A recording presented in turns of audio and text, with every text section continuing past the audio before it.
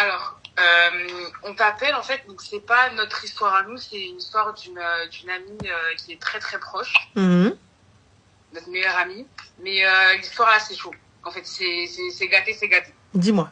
Alors, je te la fais courte. Elle a rencontré son mec il y a à peu près 2 ans. Faut savoir que, en fait, dès le premier début de la relation, on parlait d'ambition de mariage et tout, que c'était l'homme de sa vie, elle était très amoureuse, etc. Donc, on était très contents pour elle, naturellement. Sauf que, au fil de la relation, on découvre qu'en fait, le mec, il est pas très motivé, en fait. C'est-à-dire que, il a pas de travail, il a pas de permis, il a pas de voiture. Et, il a menti, en fait, sur tout ça. Il disait qu'apparemment, il recevait des revenus d'un chômage, je sais pas. Enfin bref, en fait, le mec n'a jamais travaillé. Ok. Et nous, en fait, ce qu'on comprenait pas, c'est que comment elle pouvait envisager de marier un mec qui ne travaille pas et qui fait rien pour travailler. Sachant qu'elle a travail, là c'est notre copine, sachant qu'elle a travail, elle est à l'école, elle a une situation, permis, une voiture, que voilà, c'est une femme ambitieuse et indépendante. Donc en fait, on n'a pas compris pourquoi elle s'est engagée dans une relation avec une personne qu'elle n'a jamais vu travailler de sa vie, et avec une personne qui, depuis le début de la relation, elle touchait un chômage.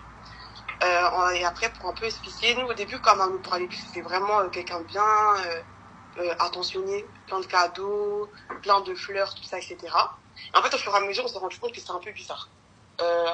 Au bout de 1 an, elle est tombée enceinte. Du coup, voilà, elle a dû avorter. Sachant que... je sais pas couper le son. Non, je suis là. Je vais pas couper le son. Je suis babasourdie par la dinguerie sur dinguerie, mais vas-y. Voilà. Donc du coup, voilà. Et elle a décidé d'avorter tout simplement parce que tous les deux n'avaient pas de situation pour accueillir un enfant. Et surtout que c'était pas... Ils ont quel âge? 21. Elle a 21 ans. Et lui, c'est en 2001, donc 24 ans. D'accord. 24 ans, aucune situation, pas d'études, pas de taf, rien. Merci. Apparemment, il lui aurait dit qu'il était soi-disant militaire. Ok. Mais bon, militaire au chômage, bon voilà quoi, il y en a peu en France. Et même, en fait, il veut pas chercher de travail. Et ça, c'est un peu bizarre. Parce que je pense pas que l'État français, il est sur le militaire dans la merde. Enfin bref, en fait, on voit qu'il est par contre... Voilà, attends, on suit le fil de l'histoire. On suit le fil conducteur. Ouais, voilà. Il est parti, après la période de l'avortement, il est parti en vacances avec des amis à lui. Et en fait, il n'a pas accompagné déjà pendant la... Enfin, il n'a pas été vraiment auprès d'elle, on va dire, pendant ce temps-là, de l'avortement et tout, etc. Après ça, il est parti en vacances avec des amis à lui. En fait, ces vacances, elles étaient un peu bizarres parce que normalement, les deux, ils ne s'activent pas sur les réseaux, pas de Snap, pas d'Insta. Et en fait, elle a vu qu'il avait une story sur Snap en public torse nu. Elle lui avait demandé d'enlever. Il n'a pas voulu. Pourquoi? On ne sait toujours pas à l'heure d'aujourd'hui. Un moment en Espagne, il a enlevé sa localisation. Il lui avait dit qu'il partait dans un bar dansant. Finalement, il était en boîte. Enfin, il y a plein de petits couacs comme ça. Et ça, c'est des questions auxquelles il n'a jamais répondu depuis lors. Par la suite, il est rentré en France. Oui, ils sont encore ensemble. Et je sais pas, j'ai quoi d'autre. Il lui a mis son pantalon qui lui a dit qu'il était un modèle. Bon, les explications, elles n'étaient pas très claires. Leur relation, elle a continué. Et ensuite, quelques mois après, ils se sont embrouillés. Clairement, par message, il lui a dit qu'il la voyait un peu comme une merde et tout, etc. Parce qu'elle est trop sur lui, trop sur son dos. Parce qu'en fait, elle, son but, c'était qu'il trouve un travail, qu'il passe son permis et qu'il ait une voiture et qu'il ait une situation pour pouvoir le présenter à ses parents. Moi, ce qui me chiffonne, c'est qu'elle, son but, il est tout ça. Mais s'il a pas tout ça, déjà sans elle, et aucune ambition de le faire, pourquoi? Moi, je suis Pôle emploi, moi. Je suis France Travail. Merci. Je suis pour l'insertion professionnelle, Anna. Ouais. Mais le pire, c'est qu'elle faisait tout. Elle postulait pour lui, pour ses heures de conduite. Elle a fait l'auto-école pour passer ses heures. Parce que c'était vraiment l'assistance sociale, pour l'emploi, la maman. Elle est où déjà, elle? C'est-à-dire, elle n'est pas avec nous. Ah oui, elle n'est pas avec nous. Elle n'est pas avec nous. On a besoin de toi. Parce que là, on est en train d'enregistrer live. On va clairement lui envoyer. Parce qu'on a besoin que ce soit toi qui lui parle. Parce que je pense que quand c'est nous, elle est en mode... mais ma chérie, faut l'appeler même. Elle dit, faut la ramener là par les veuches. Parce que elle arrive, elle a déjà fauté. Si jamais il y avait eu des complications lors du fait qu'elle ait retiré le fœtus. Ouais. Le gars, il vient, il te dit, ouais, mais on n'a pas de situation. Et je continue, je reste avec. Donc moi, là, je suis obligée d'enlever ce que j'ai dans le ventre. Parce que toi, tu n'as pas de situation. Parce que lorsque tu joues à Klaxef, eh ben ça, tu n'y as pas pensé. Quand tu voulais pas te protéger, tu voulais pas faire ci, pas de taf, ou 24 piges, t'es là, t'es encore... Il n'y a pas de problème, tu veux vivre chez ta maman, tu veux rien foutre de ta vie, grand bien te fasse. Pourquoi elle postule pour lui? Bah à ce moment-là, elle a qu'à aller bosser pour l'insertion des jeunes. Et enfin, mais c'est la vérité. Non, oui, c'est ça. Enfin, mais puisque apparemment elle a l'air douée. Elle est là, elle fait des CV, elle postule, elle booste les gens. Bah ma soeur, voilà, il y a plein de jeunes, c'est qu'ils ont besoin de ça. Et au moins t'as un salaire derrière. Et en plus, j'en suis sûre de la reconnaissance. Ils viennent, ils te disent, oui, c'est grâce à vous, madame Antel. Oui, grâce à vous, je n'ai pas lâché et tout. Même si ça a été compliqué, au moins, lorsqu'il ira faire une thèse ou quoi que ce soit et qu'il montera sur scène, eh bien, au moins, il sera reconnaissant sur les gens qui l'ont aidé. Là, et là, du coup, elle veut quoi avec ce Kharaï Pro Max? Parce qu'elle aussi, c'est une Kharaïa, mais bon, passons. Vas-y. Actuellement, leur relation, elle s'est finie tout à l'heure en brouille. Parce qu'en fait, elle a décidé de le bloquer, finalement, elle n'est pas revenue vers elle. Oui, elle a décidé de le bloquer pour 3 jours, quoi. Ouais, voilà, elle a débloqué récemment, et puis finalement, bon, elle a rebloqué. Mais en fait, le problème principal qu'on rencontre avec elle, c'est que elle nous a dit une phrase qui nous a choqués. Elle a dit qu'elle aimait plus que sa personne elle-même. Et en fait, il faut qu'elle réalise qu'elle vaut beaucoup mieux que ça. Et en fait, elle mérite mieux. Et on n'arrive pas à lui faire comprendre qu'elle peut pas, à un si jeune âge, vouloir tout donner pour un homme en plus qui a rien. Elle a tout de plus que lui finalement. Qu'est-ce qu'il lui apporte? On est en train de se rendre compte qu'elle n'a pas d'amour propre et qu'elle est prête à faire passer un mec avant elle. Et ça en fait, ça nous a même attristés, on s'est même inquiétés. Et voilà. Bah après, si elle n'a pas d'amour propre et elle souhaite faire passer cet homme-là avant elle, grand bien lui fasse. Ah non, on peut pas accepter. Et en fait, on peut pas accepter.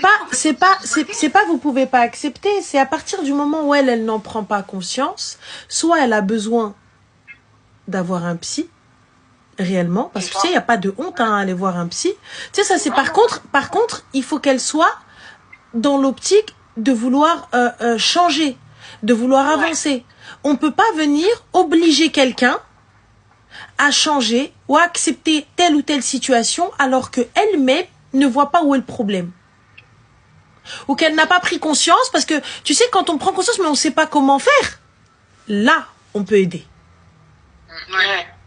Mais là, quand elle te dit non, moi j'ai besoin de ça, j'ai besoin de lui, en fait, syndrome du sauveur. Elle a besoin d'avoir un kharaï dans sa vie, dans sa vie.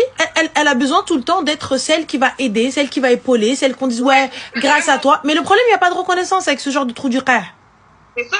Si seulement tu l'aides à devenir the man, et puis pour le coup, il te dit ouais, bien sûr, vas-y, c'est grâce à toi, t'as été tout et je serai toujours là. Why not? Pas de problème. Mais là, c'est évident. Le jour où elle va l'aider à grimper, le jour où elle va l'aider à être en place, elle croit vraiment que c'est avec elle qu'il va finir? Donc ma chérie, si tu entends ce message, sache une chose. Lors des défaites ou la difficulté, tu seras là. Mais lors de la victoire, c'est pas avec toi qu'il la fêtera. Voilà, merci. Sache-le. Non, merci beaucoup.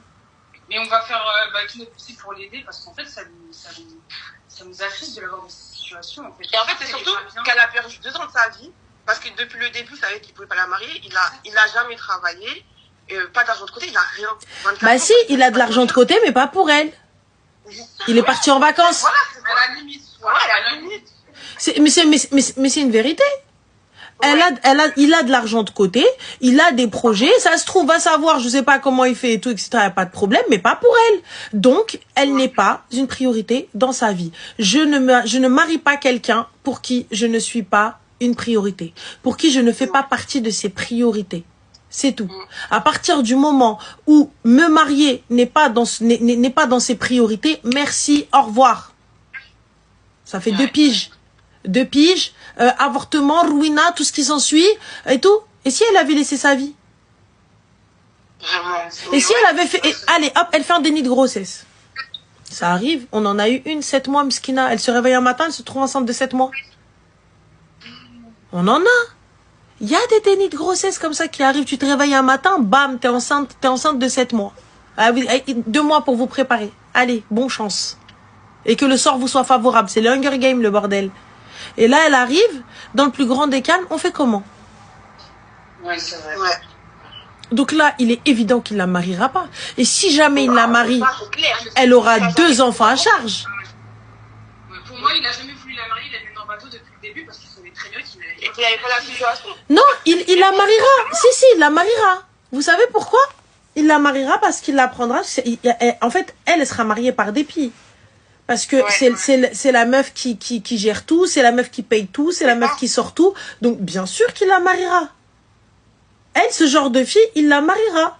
Mais le jour où elle voudra partir, tu verras. Tu sais, quand elle va se lever un matin, elle va te dire, allez, c'est elle. C'est elle va dire, t'es la femme de ma vie, et quinquinquin, et patin, et couffin. Tu verras. Tu verras.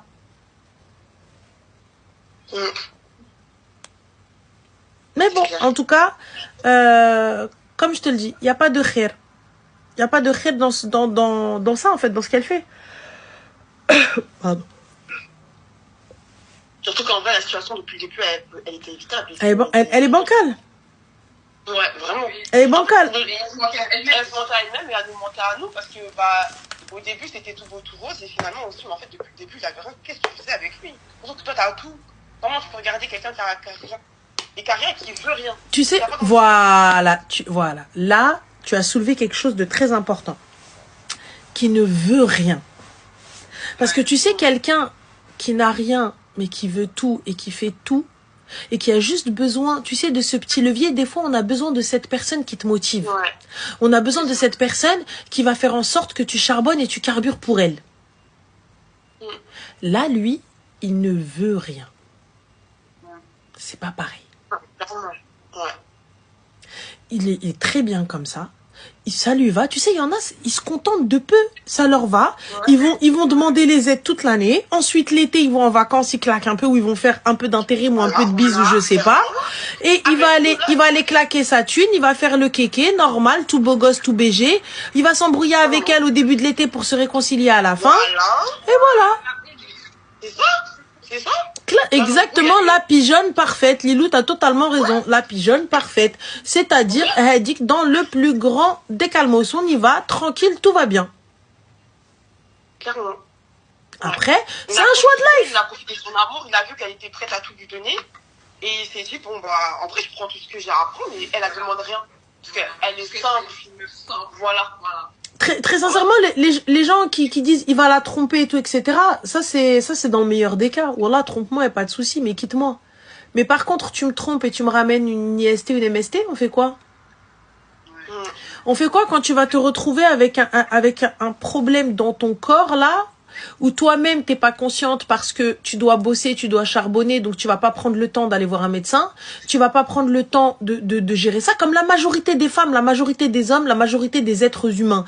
On est là, on a mal quelque part, on se dit vas-y tranquille, c'est bon, ça va passer. Surtout les femmes, vous êtes là en mode, enfin on est là, ouais non je vais y aller demain, ouais vas-y tranquille, ouais je vais y aller demain, ouais tranquille.